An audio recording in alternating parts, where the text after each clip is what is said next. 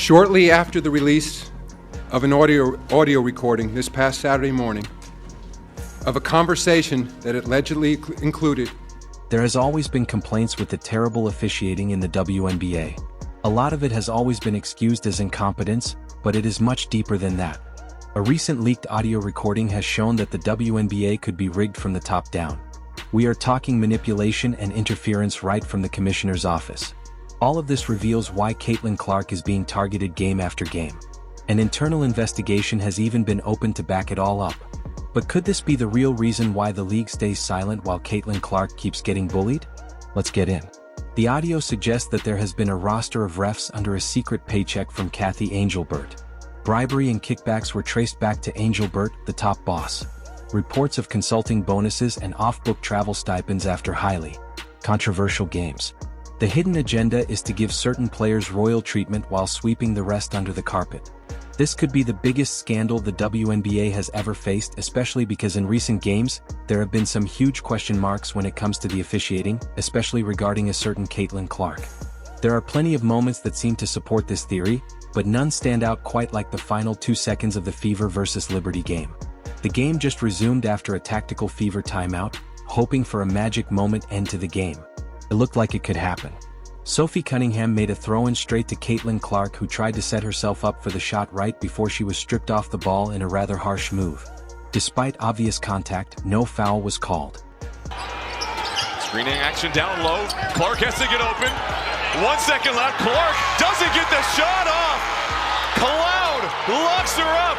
And New York comes into Indianapolis and takes the checkered flag.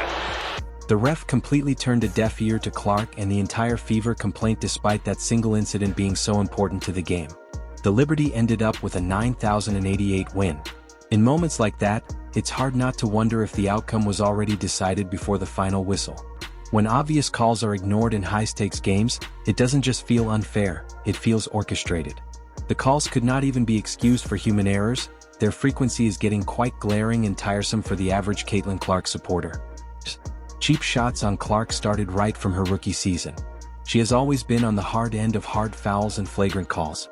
In Game 2 of the WNBA playoff season, the Fever's season ended after an 87-81 loss to the Connecticut Sun. But what stole the headlines was the officiating of that game. A little over 3 minutes into the first quarter, Clark pulled up for a deep three only to be thrown off balance by Dana Bonner's aggressive contest. She looked straight at the officials expecting a whistle but got nothing give. It's a rebound against Indiana, something Connecticut did very well in the first quarter of Game 1. Here's Clark, 3 to shoot. Gonna have to hoist from the logo, an air ball, and Clark wanted a foul.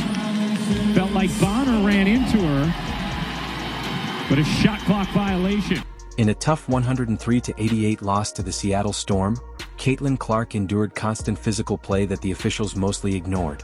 Early on, Storm forward Ezzy Magagor knocked Clark off balance with obvious body contact while setting a screen, but the refs let it go without a call. Or the time Caitlin Clark was on one of those crazy drives of hers to the basket, but she took a couple of hits before she arrived there. The referee did not as much as bat an eyelid.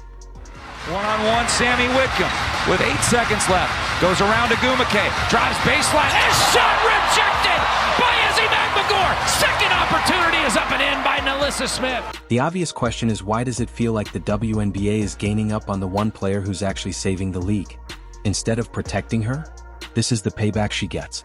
I don't know how fair that is, but what I will ask you is this. Clearly, her return has obviously generated additional eyeballs. I have no doubt that the ratings are going to show as much. How receptive do you believe the WNBA is going to, I'm not talking about the league, but the players within the league are going to be towards Caitlin Clark moving forward now that we've seen what her absence, what kind of impact her absence provides?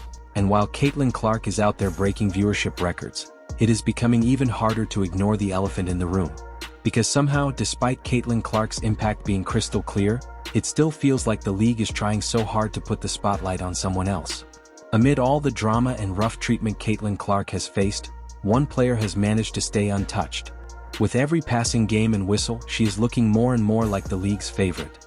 None other than Las Vegas Aces number 22, A'ja Wilson. The last time they faced each other, the Fevers vs Aces game, the WNBA released a masterclass on how to gift wrap an MVP. Wilson had 13 free throws in that game, which almost rivaled the entire Fever team combined. And it was even worse than that. Every time the Fevers made a run, it felt like the whistle came out just in time to slow them down.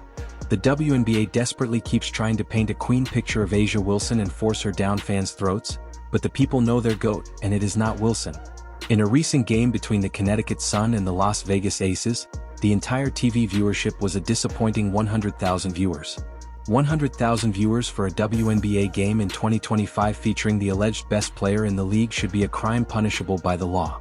Meanwhile, Caitlin Clark's lowest viewership this season stands at 580,000 viewers. It is very clear who moves the needle for this league, but the WNBA has made up their mind on where they will be pitching their tent.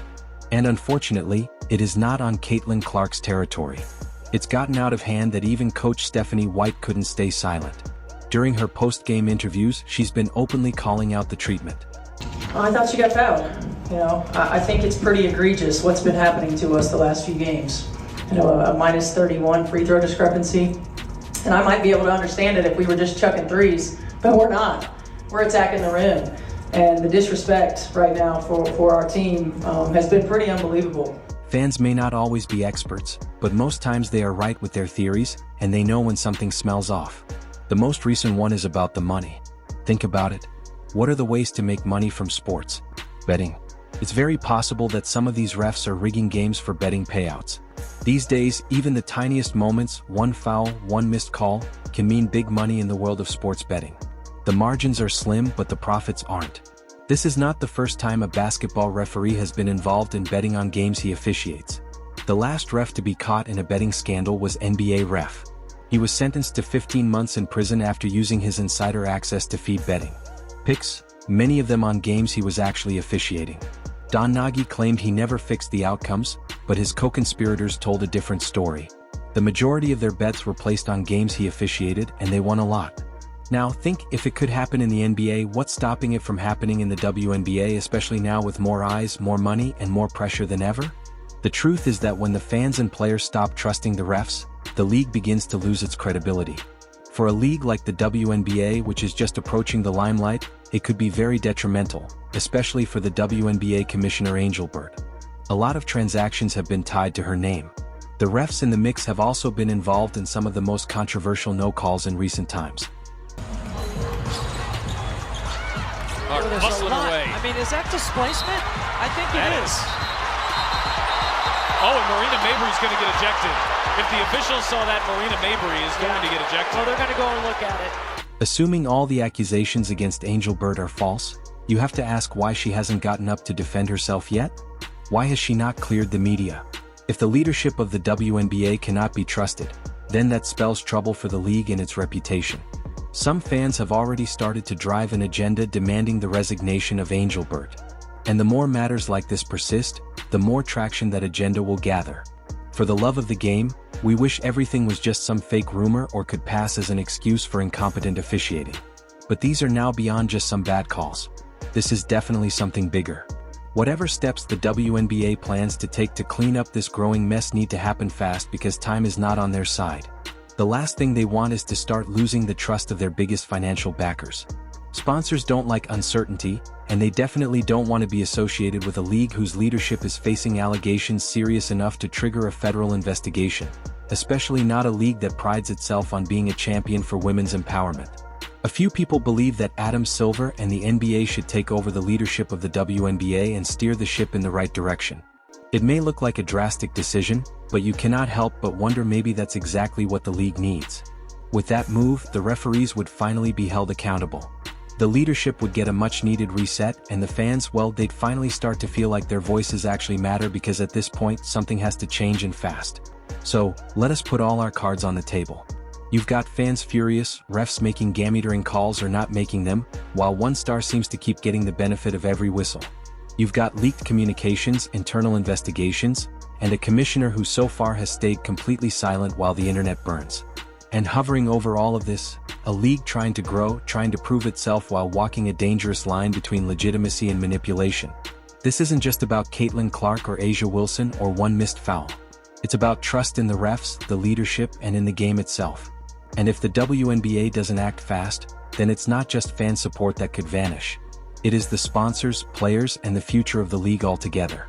Because you can market empowerment all you want. But if the game doesn't feel fair, people won't watch, players won't play, and the league won't last. So now the question is simple. Will the WNBA clean house or crumble under its own silence? Stay tuned because this is far from over. Don't forget to like and subscribe for more music,